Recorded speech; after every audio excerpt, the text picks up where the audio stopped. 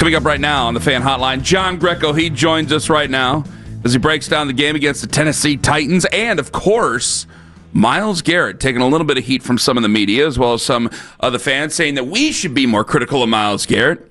It's like the one thing that we had to look forward to, and apparently now we should be critical of him. So John joins us right now on the show. Hello, John. Good morning, Ken. Good morning, Anthony. So I've been watching this game over and over and over again, even though they lost. And Myles is lined up wide, certainly. But do you think that that was the reason that Tony Pollard ran it right down the Browns' throat on Sunday? Was Myles Garrett too focused on going after the sack record and not playing defense? No, I have to disagree with that take. Myles, well, let's talk about the two, chunk plays, the 60-plus yard touchdown run by Pollard and the other one that was, I think, over 30 yards. The 30-yard one, they caught the Browns in a field pressure, and, Tennessee had to be licking their chops, especially offensive line-wise, because it was, their 5 on 4 down linemen and a lone linebacker in the box. So if you get those guys covered up, it's going to be a big play. Excuse me, and that's exactly what happened. This style of defense is attack and get up the field and try to create havoc in the backfield. And Tennessee was in a shotgun, and like I said, the pressure came from the field and couldn't get to the handoff. They had a clean handoff, and the 5 guys up front had the next 5 guys covered, and who else is there but a safety? And they couldn't make a play, and there was a big chunk run. And then the big run was well executed. Again, they take advantage of the attack-style defense that has been Jim Schwartz since the Stone Age. And, those guys penetrate and get up the field, and you had down blockers and pullers. And once cut off once the down blocks cut off those penetrating defensive linemen, you have 2 pullers in space. They got hats on hats. And then some guys got, clipped in the foot traffic and were on the ground. And then it's Tony Pollard who is running, lightning fast and made a safety miss and gave up a big touchdown run. And that's really been the defense Achilles heel this year. They've played so great, but they've been susceptible to big plays. And, you got to credit Tennessee's game plan. They tried to exploit that. And if you take away those 2 big plays, I know it's a big if, for the most part, they held, Tony Pollard in check. He still had a great game, but, he got 100 yards almost on 2 runs. So, for these reasons I just explained, that's why he had so much success. But to say that Myles is worried about breaking the sack record, of course he is. I mean, it's historic. It puts him in the record books. It solidifies his position in the NFL Hall of Fame. He's talked about being one of the best defensive players ever, in the likes of, Reggie White and Lawrence Taylor. So, of course, that's on his mind in a season that the Browns have 3 wins. But to discredit him and say that he's not trying to stop the run because he's worried about getting sacks, I think is a bad take. This is going to sound not good, and Ken's probably going to bite my head off for it. I mean, he's on a 3-win team, like you said. He's going for all-time sack record, and also, did you know that there was also, Nathan Zagura came on with us, he's been talking about it on the broadcast, about the tackles behind the line of scrimmage record. Like, he has a chance to get to 40. And it's... Tackle for loss? Yeah. I didn't know that there was such a. I didn't know that he had a record that he was going for there. I had no idea. And he got like 3 more of those or whatever in this game. Like, I got to say, I don't care. He can go for the sack record. He's earned it. Like, I think we're to the point where he's earned it. Well, even if he's just going for the sack record there, like, you're still turning 2nd and 6 into 3rd and long. Like, you're still making an impact. It would benefit him to stop the run, to get in those obvious passing situations. And when I saw him stop the run a few times. Apparently, the 3 times I saw him stop the run on Sunday. So I don't know, man. I think if we're I actually agree with Anthony. I really do. Maybe I'm just not knowing football well enough here, John. But you're giving me the green light. They're a 3-win football team. I mean, if we don't have one guy who's a legend going after it, then what the hell are we doing? And also, if this were like week 4 and he was going for like an all-time type of record, I'd be like, hey, the team you're trying to win games. Like let's stay within the confines of the scheme. Yeah, if he was only coming in on third downs and it was week 3 and week 4 and you saw him sprint off the field on first and second down, then yeah, hey, look, we need you in there to try to stop the run. But I think it sucks and it's a shame that we as fans have to go through this again this year because there's nothing to talk about except point fingers and try to cause blame anywhere we can. When the fact of the matter is there's so many issues on this team, top to bottom, that, we're here all of a sudden trying to make something great into something, critical. And unfortunately, that's the position we're in right now. John Greco with us right now talking Browns. Obviously, the story was Shedeur emerging from that game and really, really rebounded after the bad interception. He was having a really rough third quarter, and then fourth quarter got him right back into the game. What'd you think? Yeah, and I'm really excited about Shedeur. I've been talking about it with you guys for a couple weeks, and my hope is that he continues to progress. Is he going to throw for 350 plus yards every game and multiple touchdowns and run for a touchdown?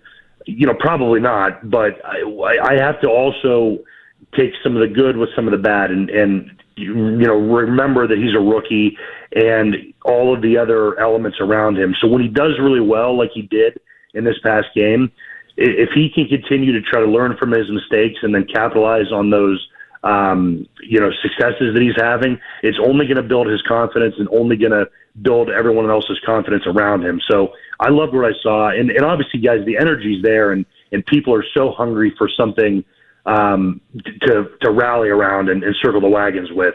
And I think he is that player. And I love it. I see that he's chippy out there. He's talking. You see other defensive linemen doing his celebration dance in his face.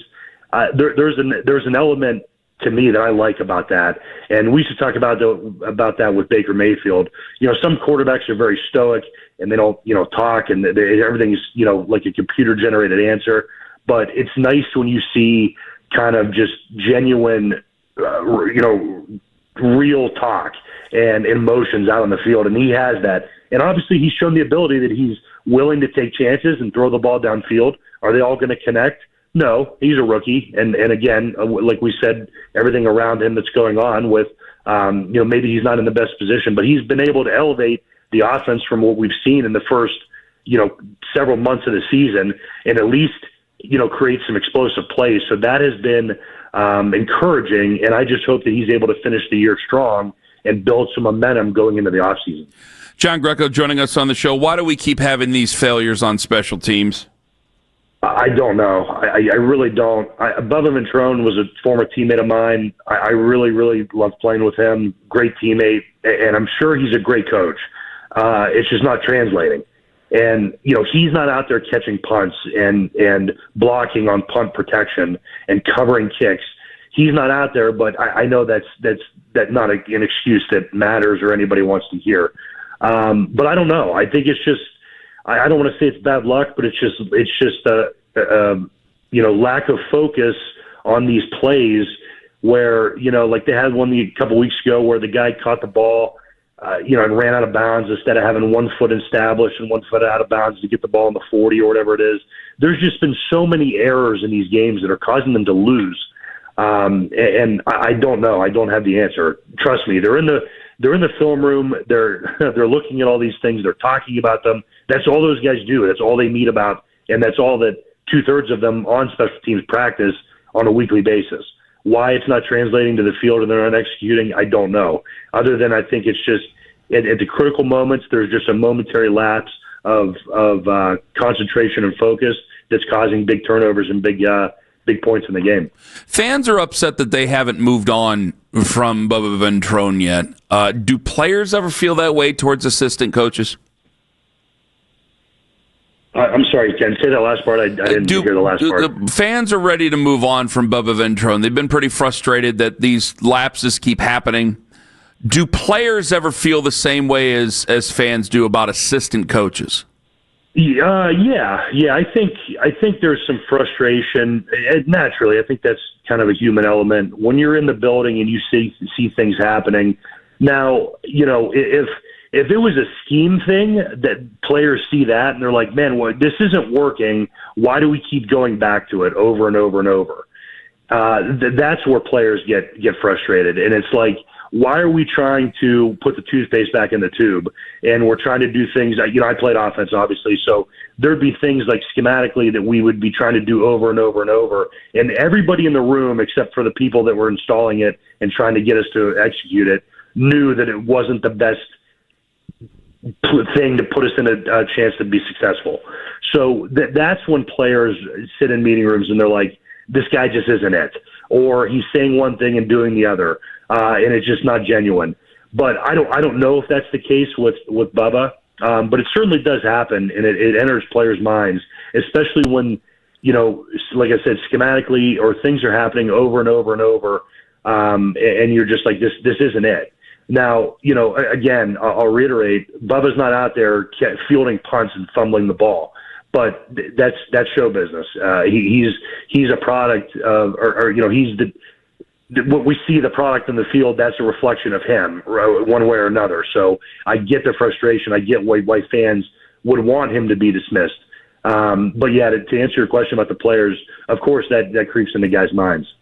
How well does Shedeur have to play the rest of the way to make the Browns think twice about taking a quarterback towards the top of the draft? Well, I think they should think twice, Anthony. Already? I think they should. Yeah, I think they should. Whoa! Wow. I think, well, not just because of Shedeur, but you have allocated draft capital to two quarterbacks in this year's draft. You still have Deshaun Watson, who's obviously we know about the cap hit. There's so many other needs on that side of the ball that, okay, we know some of the quarterbacks that are in the draft next year. Are those guys going to elevate? And if we don't address some of the other big needs, and when I say other big needs, look at the current state of the offensive line, the state of the receivers. Obviously Harold Fannon's been terrific, but, there's what about David Njoku? But there's some great young talent on offense. Wouldn't we rather see them bolster that side of the ball like they did defensively, and then continue to build depth and just see what Shedeur has? And to answer the original question, what I need to see from him, I don't think it's going to be if he doesn't. I don't want to put like a yardage or touchdown. I just wanted to see him continue to get better and be consistent. And if he has one bad game where he maybe throws an interception and he's not throwing for 300 yards, I'm not ready to jump ship. I just think we need to have time to see these guys develop. You drafted them for reasons, and obviously they've moved on from Dylan Gabriel, and Shedeur's been explosive. So let's build on that. Let's get some confidence around him and show, like, hey, let's put the right people in place to see and give you a fair assessment and a fair shake to see if we can win games with you, because I think he has the skill set to where they can.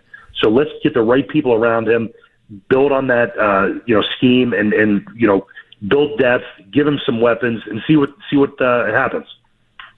Of the next four games, which one do you think they have the best chance to win? Is it Chicago? Is it Buffalo, Pittsburgh, or Cincinnati? Well, I think Pittsburgh and Cincinnati, obviously, because of the divisional games, those are just different. And, obviously, we have been able to get after Joe Burrow. Pittsburgh, same way. I mean, that's always a tough game, but I just think those divisional games are always tight.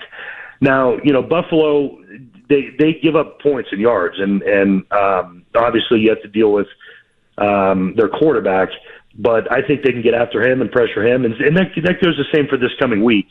Nobody's invincible, guys. We see that week in and week out. This Browns team beat the Packers at home earlier this year when no one gave them a chance in that game. And look, the Packers look like one of the hottest teams in the league. But as long as they play their game, take care of the football, and don't make dumb mistakes, I think they can beat any of these four teams. But I'm excited to see how they finish out. You have two, teams. Obviously, Chicago went from the penthouse to the outhouse. I think they swapped 4 or 5 seeds after losing over the weekend. But they're a very talented team, and their quarterback's been playing well. And they have a young head coach that has put a great offensive scheme in, and they can run the ball. So let's see if they have fixed some of those issues and don't give up the big plays. And at the end of the day, it's about rushing the passer, getting after the quarterback, trying to create a turnover. And if Shedeur takes care of the ball, I think they're going to be have a good shot. John, thank you very much for the time. All the very best to you and yours, and we'll talk to you again next week. Guys, thank you. Have a good week. John Greco on the Fan Hotline.